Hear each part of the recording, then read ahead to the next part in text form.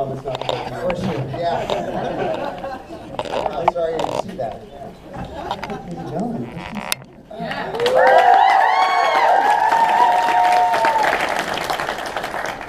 great room, yeah. All right, so let's just start with that scene. What was that all about? Yeah, I was worried when they said that's the episode they were going to show, because not the nicest thing to do. I remember, talking to my son about this show and saying I was really enjoying it and having fun. And he was like, "What, Dad? You're playing a jerk. I mean, why'd you push it that way?" I was like, "Oh, son, just hang in there. Just hang in there. There's a reason." And I don't know if anybody else has seen other episodes or anything like that, but it's a crazy journey, and believe me, there is a legitimate reason as to why that just happened. Oh, I should probably mention that we're just going to pretend that there haven't been any other episodes. So. Right.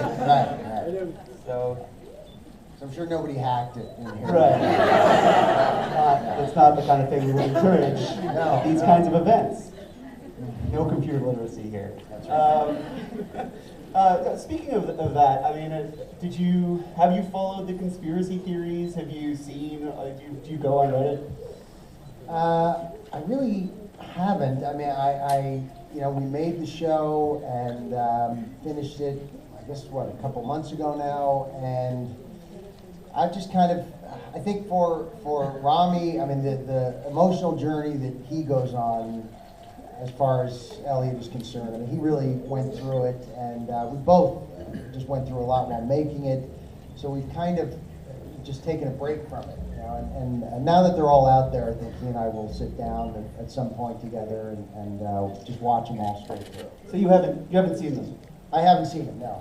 I mean, that was the first time I just seen that particular moment there, the last few moments. How did it feel? Yeah, it felt pretty good. Yeah.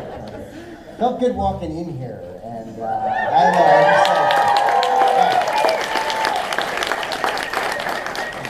don't know, good energy in here. You're among friends, so Yeah. This is your F society? Totally, yes. I hope this doesn't end anything on it. We'll see. This series, without giving too much away, this series has the ability to kind of eerily predict the future, the current zeitgeist. You've got, an obvious example would probably be the Ashley Madison hack. That it's kind of like what he does in the first episode. Right. I mean, how is that reading it and then kind of watching it happen and play out in real life? It's very surreal. I mean, when we made the pilot for the show, when I read the script for the pilot, I thought, well, this is a very interesting subject matter. I don't know if people are going to get it, and you just never know. It's always sort of a leap of faith, and you dive in, and then we finished the pilot, and I think about a month later is when the Sony hack happened, and that kind of brought it to the forefront of everybody's mind, and then it was in the President's State of the Union address, and it's just sort of been one event after another. And then while we've been filming episodes, it was very strange to read the script, and then the next day, what we had just read was happening in the news was, good on the one hand, but horrendously frightening on the other, because it's sometimes not exactly the world we want to be living in. In terms of kind of your relationship with technology and your, I mean, how do you involve yourself in the hacker community? Do you have a Twitter account?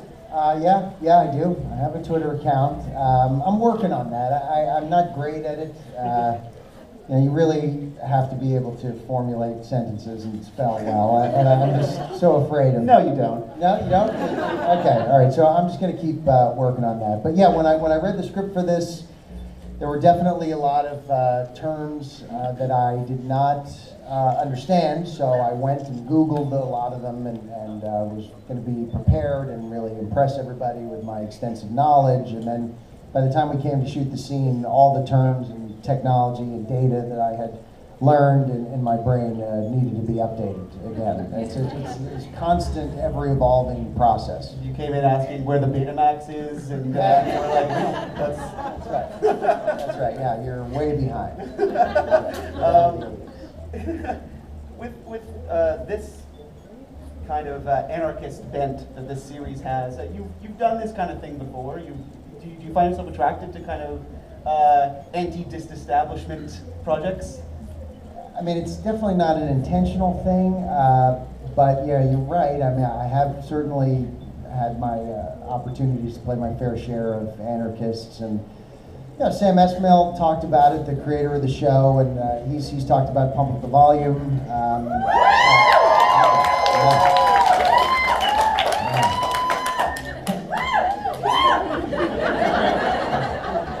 That's a movie, by the way. I know, you can't even find it. It's amazing. There's a little Pump Up the Volume surprise I have. No, I have really? for you. Oh, great. Is this the right time? All right. So Talk hard. Very good. I got a little message from Alan Morrill. Oh. Who's the director and writer, I think, right? Yeah, Canadian. Yeah, that's right. Yes, yeah, good guy. Good man. He wants to know if you're willing to do a little, to continue with the character a little bit, maybe. Oh, wow. Is that something that you're interested in? Did he actually? No, he didn't say that. I'll show you later, but he... Okay, hey, I'll take your word for it. Is that something? Yeah, I mean, look, Hard Harry was a fun character to do. I loved it. It was certainly a great time in my life. It's, like we were saying, I mean, this show, Mr. Robot, I guess, does have certain similarities to that. I mean, this is almost like, Hard Harry squared. I mean, it's like Hard Harry 2.0, I think, and it just gets crazier. And but look, I love that character. God, if he were to actually write a great script about what happened to Mark Hunter, of course I would certainly. That's on the record. Yeah, I mean, why not? Yeah, see what happened to that guy? Him and George Peps. Why not?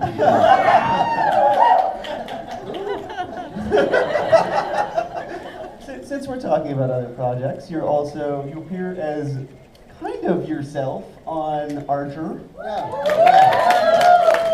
Can you talk a bit about how that came about? My wife and I were binge watching the show obsessively, and I honestly, I mean, I've said it before. I wrote Adam Reed a fan letter, and he contacted me and just thought, would you ever be interested in participating? And I said, God, man, of course, I'd be thrilled. And the next thing I know, I was getting sent art and images of myself, and for some reason, he was going to make me like extraordinarily blonde. And I was like, dude, no, please don't do that. That's Barry. Barry's the blonde, right? That's the robot. So we figured that out and then moved ahead, and it's just been a great experience. Those guys are great. H. John Benjamin is absolutely hilarious, and I love being a part of that show. And we love you in it, if thanks. I can. Thank you very much. Speaking of we loving you, there's some fan questions that were sent in that I'd like to address right now. Cool. What drew you to this role, and how much information do you have in regards to the plot before diving in? Let's see, what drew me to the role was... No, watch out for spoilers. Of course. Yeah. I should remind you. Yeah, no, I know. I know you haven't seen it, but... I've got to remind. That's been the most frustrating thing about the show, is because, when it started to air in the States, just the questions, and I live in the city, so people were pulling me to the side, constantly asking me, did this happen? What's going to happen next? And the hardest part was having to keep my mouth shut about it. Because I just had to hold my cards close. Right. Very tricky. As you do now. As I do now, of course, of course. But yeah, look, when I sat down, when I read the pilot, there were definitely some intriguing things about it, and I thought. I liked certainly that Mr. Robot was a very mysterious character, and it wasn't all out there on the page, and you don't really know what's going on. And as the episodes continue.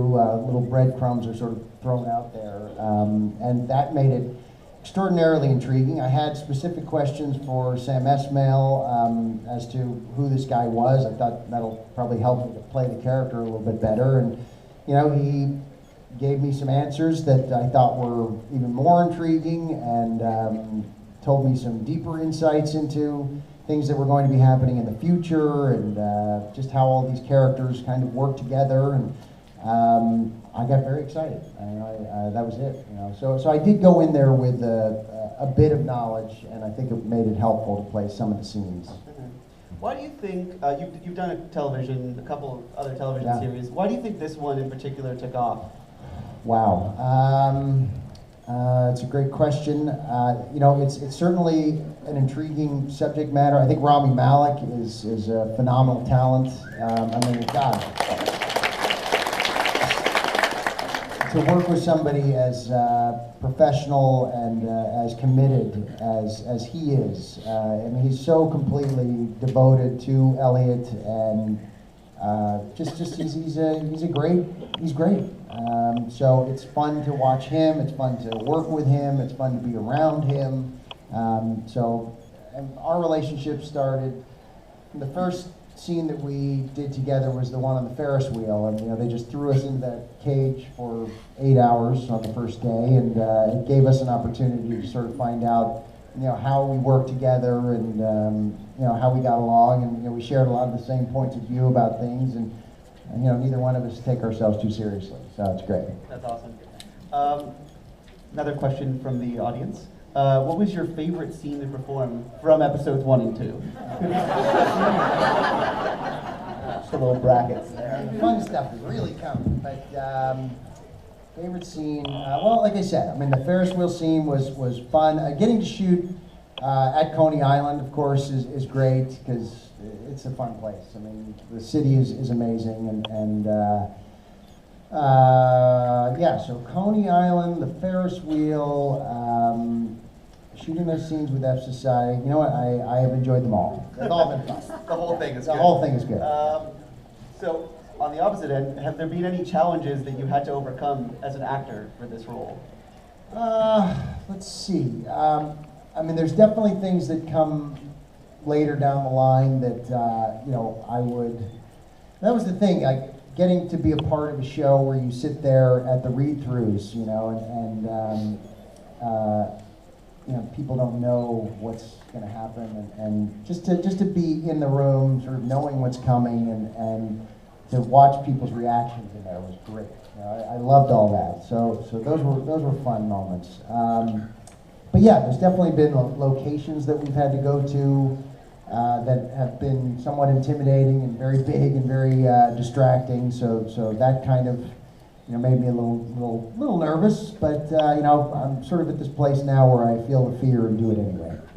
I heard that the show was almost shot in Toronto. It was this close, but I know. But they insisted that the New York that they wanted to show was very much like a different New York than, it's the Empire State Building, and look, the Statue of Liberty. Right. And that adds an authenticity, I would say, to the show. Although it would be freaking cool. Oh, dude. No, look, this is a beautiful city, and I love it. Toronto is gorgeous. I've definitely worked here before and had a remarkable time working here. New York does definitely have a characteristic that is all its own. You can't quite capture that sort of, rawness and dirt and muck, and like shooting down in the train stations there. It just, the white tiles and just how it is there. There's just such a insane, ridiculous character to it, so it does provide quite a nice backdrop. Another question from at Kurt Sasso. Cool guy. Coolest. Love the sass. Long career from Pump Up the Volume to Archer. Has Mr. Robot changed your style as an actor? I think in a certain respect. My style, I don't know if I have a particular style or what it is, but, Sam was great at always sort of honing me in a little bit on this. I was really grateful because Sam Esmail he was there 98% of the time. I mean, for every episode that we did, and just having the creator there all the time and having all this stuff so thought out so well. I mean, it just made me feel extraordinarily safe and comfortable. And but yeah, look, there'd be times where, one of my things, is sometimes I'll act with my hands a lot and use gestures and do things like that. And he was like, dude, just stop with the hands, man. I think that's called hamming it up. I was totally like, yeah, there was a scene to do and there was some scenery to chew. I was all over it, and he would always kind of like, rein me in, and I was very grateful for that. Another guy that was very helpful in just sort of in getting me to sort of like slow down, because I've been doing a lot of television, and television does have a particular pace to it, and you can get it in your mind that you should rush and speed and run through things as quickly as possible, because you're given 8 to 10 pages to shoot that particular day, so you get in the mindset of no time for moments or beats. And I was in this movie Nymphomaniac that Lars von Trier directed, and thank you. And that was like one of those moments where it did just remind me. I remember I would be given these speeches about trees and things like that, and my first instinct was to get through it as quickly as possible. I didn't really know a lot about trees, and let's just do this fast. And Lars was great about just giving me all the time in the world, and just letting me slow down, and just knowing that I don't need to rush, and I'm allowed to take my time. Okay, so we kind of have to wrap it up, so just a quick thing that I wanted to confirm. Yeah. Alan also told me something else that you used to make, because you were young when you made Pump Up. Were you like 16? No, I think I was 19, 20. I understand that you used to eat breakfast of bacon and maple syrup that you would make into some sort of drink. Okay. And that would be all you would eat all day. Is that true? Yeah, that's true. That's great.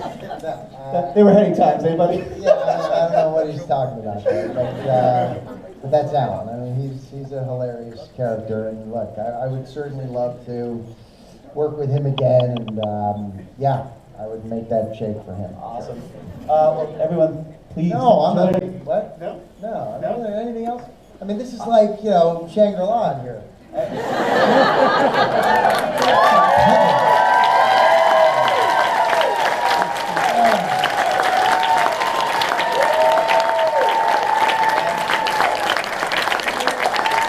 So no pressure, but just look at her and ask if we can keep on going. I don't know.